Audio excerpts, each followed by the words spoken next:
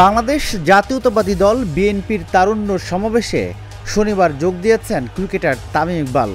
হঠাৎ মঞ্চে বিএনপি নেতাদের পাশে তামিমকে দেখে উল্লাসে ফেটে পড়েন সমাবেশে আসা লোকজন।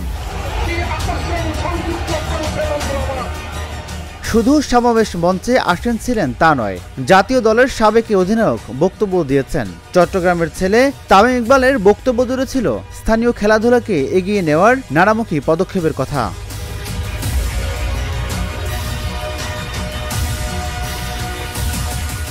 চট্টগ্রামের খেলোয়াড়দের উদ্দেশ্যে তামিম ইকবাল বলেন, আজ থেকে 10-20 বছর আগে যেভাবে দেশকে প্রতিনিধিত্ব করত চট্টগ্রাম, আমরা আবার ওই জায়গায় ফিরে যাব।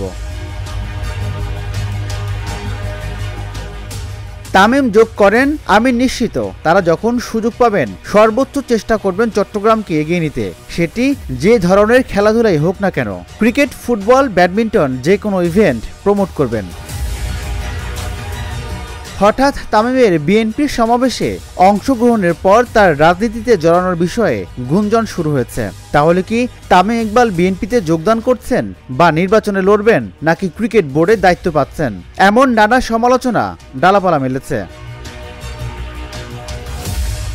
জাকারিয়া নামের এক ব্যক্তি সামাজিক যোগাযোগ মাধ্যম ফেসবুকে লিখেছেন, রাজনৈতিক অধিকার প্রতিষ্ঠার সমাবেশে তামিম ইকবাল।